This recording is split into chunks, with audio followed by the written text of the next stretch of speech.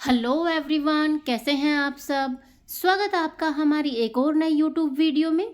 आज के इस वीडियो में हम डिस्कस करेंगे क्लास 8 साइंस एनसीईआरटी का chapter number 1 that is crop production and management. पूरे चैप्टर में हम ये सारी चीज़ें डिस्कस करेंगे कि जितने भी हमारे एग्रीकल्चर प्रैक्टिसेस हैं उनके लिए हमें किन किन चीज़ों की रिक्वायरमेंट होती है। बेसिकली जो हमारे ये 7 मेजर स्टेप्स होंगे ना, इनके बारे में हम देखेंगे कि कैसे हम मिट्टी को तैयार करेंगे, बीज डालने से लेकर स्टोरेज तक की जो हमारी पूरी प्रोसेस होगी उसको हम देखेंगे। और लास्ट में हम ये भी देखेंगे कि हम हमारी जो क्रॉप हमने उगाई है उसको हम कैसे स्टोर करेंगे, कैसे उसका मैनेजमेंट हम रखेंगे। तो चलो स्टार्ट करते हैं चैप्टर को। पहेली और जो भुजो थे वो अपने अंकल के घर गए थे समर वैकेशन में। अब उनके अंकल क्या थे? फार्मर्स थे। अब उनके पास कुछ ऐसे टूल्स थे जो खेत में यूज होते थे। अब पहेली और भुजो ने वहाँ उन टूल्स को देखा, जैसे कि खुरपी, सिकल, सोल, प्लो, ये सारी चीज़ें उन्होंने अपने अंकल के घर में देखी। आई वॉन्ट टू नो, अब ये जो भुजो है इसके दिमाग में क्वेश्चन आया, I want to know where and how we use these tools. अब इन टूल्स का हम कैसे और कहाँ पे यूज़ करते हैं। अब आपने अपने प्रीवियस क्लासेस में पढ़ा है कि जितने भी हमारे लिविंग ऑर्गेनिजम्स होंगे ना, सभी को किसकी रिक्वायरमेंट होगी? फूड की रिक्वायरमेंट होगी। और जो हमारे प्लांट्स हैं वो क्या करते हैं? वो अपना फूड खुद बनाते हैं। Can you recall how green plant synthesis their own food. अब ये हम ना छोटी क्लासेस से भी पढ़ते हुए आ रहे हैं कि फोटोसिंथेसिस की जो प्रोसेस है उसकी हेल्प से जो प्लांट्स होंगे वो क्या करेंगे? अपना फूड प्रिपेयर करते हैं। अब जो एनिमल्स और ह्यूमंस होंगे वो हम किसके ऊपर डिपेंड है? फूड के लिए। हम अपना फूड खुद नहीं बना सकते, हम डिपेंड है प्लांट्स पर और एनिमल्स पर ही हम ह्यूमंस डिपेंड है। But first of all why do we have to eat food. अब पहला तो हमारे जो दिमाग में क्वेश्चन आया ना वो यही आया कि हम फूड खाते क्यों हैं। अब इसका आंसर भी आपको पता है कि फूड हमें क्या देता है? एनर्जी देता है। The food is utilise by organism for carrying out their various body functions such as digestion, respiration and excretion. तो पहला तो जो हमारे फूड का फंक्शन होगा वो होगा हमें एनर्जी देना, और जो उसके बाकी जो फंक्शंस होंगे वो होंगे हमारा डाइजेशन, रेस्पिरेशन, जो हम सांस लेते हैं तो उस एनर्जी को हम यूटिलाइज करते हैं ना, और excretion. We get our food from plants और एनिमल्स और बोथ। तो अब आपको ये पता ही है कि हम हमारा जो फूड है वो प्लांट और एनिमल दोनों से लेते हैं। Food has to be produced on a large scale. अब ये जो पहेली है उसके दिमाग का में एक क्वेश्चन आया कि जो फूड है वो हमें बहुत ज़्यादा लार्ज अमाउंट में क्या प्रोड्यूस करना चाहिए। In order to provide food for a large population.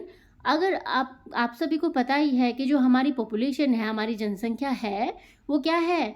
बहुत ही ज़्यादा है। Regular production, proper management and distribution is necessary. अब जब इतनी सारी पॉपुलेशन के लिए अगर हमें फूड क्या करना है, ग्रो करना है, तो हम क्या करेंगे? उसका अच्छे से हम प्रोडक्शन करेंगे, मतलब रेगुलर बेसिस पे हम उसका प्रोडक्शन करेंगे और प्रॉपर उसका मैनेजमेंट रखेंगे, मतलब रख रखाव उसका हम अच्छे से करेंगे। और डिस्ट्रीब्यूशन भी हमारा क्या है? नेसेसरी है कि अच्छे से हम जिन लोगों को रिक्वायरमेंट है, नीड है, वहाँ तक हम फूड पहुँचा पाएँ। नेक्स्ट हमारा है एग्रीकल्चर प्रैक्टिसेस। अब 10,000 साल पहले जो पीपल थे वो क्या थे? जो लोग थे वो नोमैडिक थे, मतलब घुमंतु थे। यहाँ वहाँ वो फूड की तलाश में घूमते रहते थे, कभी जंगलों में, कभी कहीं वो अपना घूमते रहते थे। उनके पास कोई प्रॉपर रहने का घर नहीं था, कोई एग्रीकल्चर की उनको नॉलेज नहीं थी। They were wandering in groups. अब वो ग्रुप्स में घूमते रहते थे, place to place, in search of food and shelter. खाने के लिए और रहने की जगह के लिए। शेल्टर होता है रहने की जगह, फूड के लिए और शेल्टर के लिए वो यहाँ से वहाँ घूमते रहते थे। अब वो क्या खाते थे? बिकॉज उनको क्या थी, इतनी नॉलेज नहीं थी क्रॉप्स के बारे में, तो वो खाते थे फ्रूट्स एंड वेजिटेबल्स, मतलब कच्चे फल और सब्जियां ही वो खाना स्टार्ट करा स्टार्टिंग में ह्यूमंस ने। और फिर बाद में वो क्या करने लगे? हंटिंग करने लगे एनिमल्स का। फिर बाद में एनिमल्स का वो शिकार करने लगे फूड के लिए। अब बाद में हम ह्यूमंस को क्या पता चला? फूड के बारे में पता चला, उसके बाद उसने क्या करना स्टार्ट करा, कल्टीवेशन के लिए उन्होंने क्या करा, एक लैंड को प्रिपेयर किया और वहाँ पे उन्होंने चावल, गेहूँ, ये सारी क्रॉप्स हैं वो उगानी स्टार्ट करी। दस वाज बोर्न एग्रीकल्चर। तो यहीं से हमारी किसकी शुरुआत होती है, एग्रीकल्चर की, जो खेती बाड़ी है उसकी शुरुआत हमारी यहीं से होती है। सबसे पहले हमने इसी को उगाया था, चावल को, धान को, इन्हीं सारी चीज़ों को हमने उगाया था। When plants of the same kind are cultivated at one place on a large scale, it is called a crop. तो अब इसमें क्या बताया गया है, इसमें बताया गया है कि अगर एक ही तरह के प्लांट्स को अगर हम बड़े से एरिया में ग्रो करेंगे ना, तो उसी को हम बोलते हैं क्रॉप। एग्जाम्पल के लिए हमें बताया गया है वीट क्रॉप के बारे में, कि हमने बहुत बड़े एरिया में वीट के ही प्लांट्स को क्या किया, ग्रो किया। तो उस चीज़ को हमने क्या बोला, वीट क्रॉप हमने नाम दिया। You already know that crops are of different types like cereals, vegetable and fruits. अब हमारी जो क्रॉप्स होंगी ना वो अलग अलग तरह की होंगी। सीरियल्स मतलब जितने भी हमारे अनाज होंगे, गेहूँ है, चावल है, मक्का है, हमारी वेजिटेबल्स एंड फ्रूट्स। अब इन्हीं सारी चीज़ों को देखते हुए हमने क्या किया, हमने हमारी जो क्रॉप्स है उनको दो कैटेगरीज में डिवाइड किया है। भारत क्या है हमारा, एक वास्ट कंट्री है, बहुत ही बड़ा हमारा देश है। The climatic conditions like temperature, humidity and rainfall vary from one region to another. अब इसमें बताया गया है कि हमारी जो क्लाइमेटिक कंडीशंस होंगी ना, टेम्परेचर की, ह्यूमिडिटी होता है हमारे एनवायरनमेंट में नमी, और रेनफॉल ये हमारा वेरी करता है एक जगह से दूसरी जगह में। आप इसको ऐसे भी समझ सकते हैं टेम्परेचर वाले कॉन्सेप्ट को, कि जब आप हिली एरियाज़ में जाएंगे वहाँ पे क्या है, बहुत ज़्यादा ठंड है, प्लेन एरिया में उतनी ठंड नहीं है, और अगर आप डेजर्ट में जाएंगे तो वहाँ पे क्या है, बहुत ज़्यादा गर्मी है। अब इसीलिए बताया गया कि हमारा जो कंट्री है ना वो क्या है, काफ़ी वास्ट है, और क्लाइमेटिक कंडीशंस भी इसकी क्या हैं, काफ़ी वेरी करती हैं। Accordingly there is a rich variety of crops grown in different parts of the country. तो अलग अलग तरह की जो क्रॉप की वैरायटी है ना वो हम ग्रो करते हैं हमारी कंट्री में। तो इन्हीं सारी चीज़ों को ध्यान में रखते हुए, सारी क्लाइमेटिक कंडीशंस को ध्यान में रखते हुए हमने क्रॉप्स को मेनली दो कैटेगरीज में डिवाइड किया है। वो होंगी हमारी, दैट इज़ खरीफ क्रॉप और रबी क्रॉप। अब जो खरीफ की जो फसलें होंगी उनको हम क्या बोलते हैं, उनको हम रेनी सीजन में ग्रो करते हैं। और rainy season in India generally हम कहाँ से कहाँ काउंट करेंगे, जून से सितंबर हम इसको काउंट करेंगे। और खरीफ क्रॉप के हमारे कुछ एग्जाम्पल क्या क्या होंगे, वो होंगे हमारे पैडी, मेज, सोयाबीन, ये सारी जो होंगे हमारे खरीफ क्रॉप के एग्जाम्पल होंगे। नेक्स्ट हमारी होगी रबी क्रॉप। अब रबी क्रॉप को हम कहाँ, विंटर सीजन में ग्रो करेंगे। विंटर सीजन को हम काउंट करेंगे अक्टूबर टू मार्च। तो ये हमारी क्रॉप होगी विंटर सीजन में ग्रो। और इसके जो एग्जाम्पल होंगे वो होगा वीट, ग्राम, पी, मस्टर्ड, ये सारे हमारे एग्जाम्पल होंगे रबी क्रॉप के। तो अब क्या करेंगे, आप इनको देख लेंगे कि कौन से सीज़न में हमारी ग्रो की जाती है, इसका टाइम पीरियड क्या क्या होता है, और इनके दो दो आप एग्जाम्पल भी लर्न कर लेंगे। नेक्स्ट जो हमारा टॉपिक है वो है basic practices of crop production. कि क्रॉप को जो प्रोड्यूस करने के लिए हमें क्या क्या कुछ बेसिक जो स्टेप्स हैं वो करने पड़ेंगे। अब भुजो के दिमाग में क्वेश्चन है, why paddy can not be grown in the winter season, कि पैडी को, राइस को हम सर्दी वाले सीजन में क्यों नहीं ग्रो कर सकते हैं। अब पहेली ने इसका आंसर दिया है, paddy requires a lot of water. अब पैडी को क्या चाहिए, बहुत ज़्यादा पानी चाहिए। Therefore it is grown only in the rainy season. इसीलिए हम पैडी को किस में ग्रो करते हैं, हमारे रेनी सीजन में। अब जो हमारा कल्टीवेशन ऑफ क्रॉप्स होगा ना, इसके अंदर क्या होंगी, बहुत सारी जो एक्टिविटीज़ हैं वो इन्वॉल्व होंगी। Farmers over a period of time क्या करता है, बहुत सारी एक्टिविटी को परफॉर्म करता है, तब जाके हमारी क्रॉप है वो रेडी होती है। You may find that these activities are similar to those carried out by a gardener और even by when you grow ornamental plants in your house. तो अब इसमें बताया गया है कि आप इन एक्टिविटी को उससे कंपेयर कर सकते हैं कि आपने कोई ऑर्नामेंटल प्लांट्स है वो उगाए हैं अपने घर में, तो आप उसका क्या करते हैं, रख रखाव करते हैं, उसके लिए मिट्टी को प्रिपेयर करेंगे, और या फिर आप एक गार्डनर से भी इसको फार्मर को कंपेयर कर सकते हैं कि जिस तरह से गार्डनर या फिर आप अपने घर में प्लांट्स का रख रखाव करेंगे, मिट्टी को तैयार करेंगे, उसी तरह की एक्टिविटी जो हमारा फार्मर है ना वो भी परफॉर्म करेगा। दीज एक्टिविटीज़ और टास्क आर रेफर्ड, अब इनको हमने क्या बोला है, एग्रीकल्चर प्रैक्टिसेस। अब आप पूरे चैप्टर में ना ये 7 हमारी बेसिक एग्रीकल्चर प्रैक्टिसेस होंगी, इन्हीं के बारे में हम पढ़ेंगे। पहला होगा हमारा प्रिपरेशन ऑफ सोयल, फिर sowing, adding manure and fertilisers, irrigation, protecting from weeds, harvesting and last हमारा स्टेप होगा स्टोरेज। सबसे पहले हम क्या करेंगे, मिट्टी को तैयार करेंगे, उसमें बीज डालेंगे, फिर उसमें हम खाद डालेंगे, फिर उसमें हम सिंचाई करेंगे। इरिगेशन होता है सिंचाई करना, मतलब उसको वाटरिंग करना, पानी देना। फिर हम उसको प्रोटेक्ट करेंगे अनवांटेड प्लांट से, वीड को आप बोलेंगे अनवांटेड प्लांट्स। फिर हार्वेस्टिंग करेंगे, मतलब उसकी कटाई करेंगे। और लास्ट जो स्टेप होगा वो होगा हमारा स्टोरेज। लास्ट में हम हमारी क्रॉप को क्या करेंगे, स्टोरेज उसकी करेंगे। अब जो हमारा पहला जो स्टेप होगा वो होगा प्रिपरेशन ऑफ सोइल, कि मिट्टी को हम कैसे तैयार करते हैं। The preparation of soil is the first step before growing A crop. फसल को उगाने से पहले जो इसका पहला स्टेप होता है वो होता है preparation of soil. One of the most important task is agriculture is to turn the soil is loosen it. अब इसमें यही बताया गया कि आप ना पहले क्या करेंगे, मिट्टी को थोड़ा लूज कर लेंगे, ढीला कर लेंगे।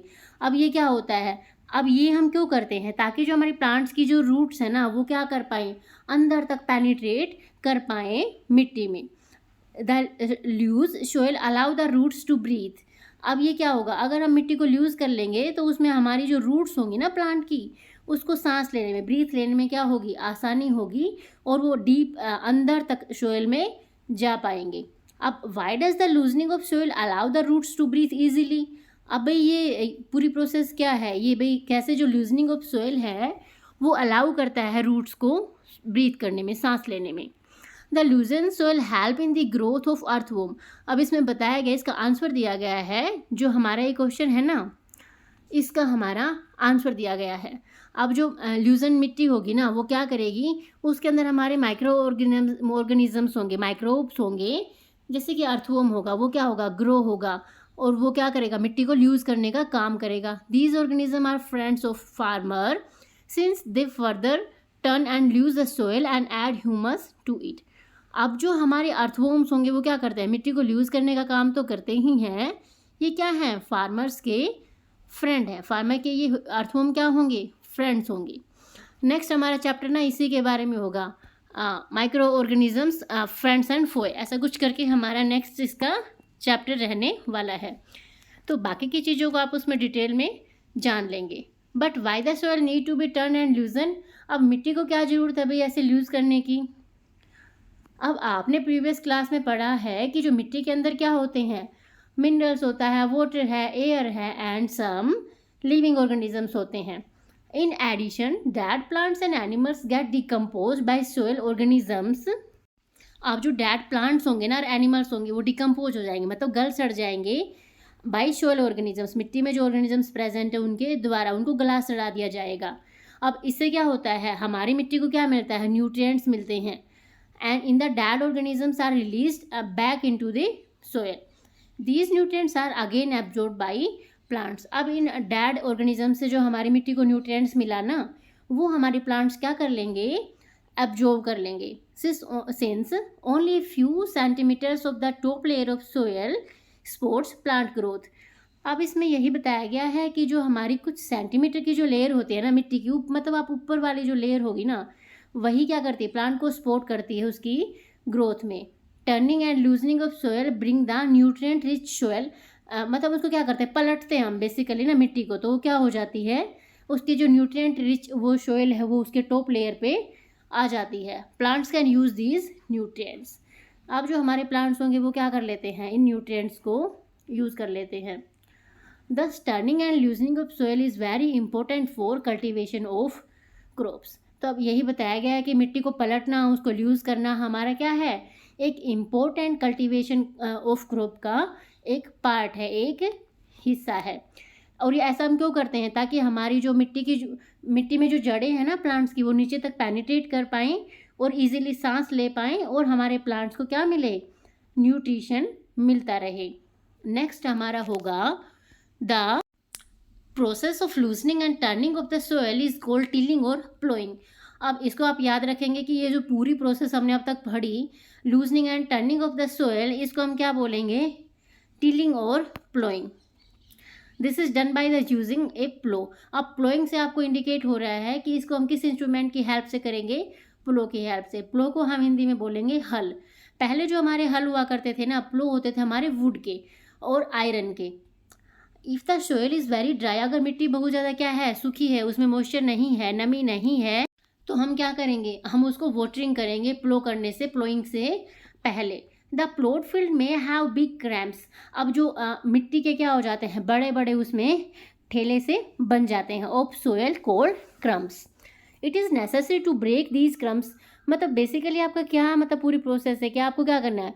आपको पूरे फील्ड को, आपको पूरे खेत को एक लेवल में लेके आना है, ताकि हम उसमें क्या कर पाएँ? अच्छे से उसमें बीज डाल पाएँ और अच्छे से उसमें इरिगेशन मतलब सिंचाई भी अच्छे से कर पाएँ। आप उसको लेवलिंग में करेंगे सोयल को। Is done with the help of A leveller.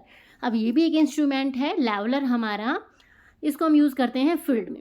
Sometimes manure is added to the soil before tilling. और हम कभी कभी क्या करते हैं? मैन्योर को ऐड कर देते हैं मिट्टी में टिलिंग से पहले। This help in proper mixing of manure with soil. The soil is moistured before sowing. इससे हमारी क्या हो जाता है? मिट्टी को क्या हो जाता है? मॉइस्चर मिल जाता है बीज डालने से पहले। तो आज हम इस वीडियो को ना इतना ही रखते हैं। नेक्स्ट क्लास में हम और बाकी की जो चीज़ें हैं हमारी उसको डिस्कस करेंगे। चैप्टर हमारा थोड़ा बड़ा है। कैसी लगी आपको वीडियो? कमेंट करके ज़रूर बताना। अच्छी लगी तो अपने फ्रेंड्स के साथ भी इसको शेयर करना और चैनल को सब्सक्राइब करना। Thank you. Thanks for watching.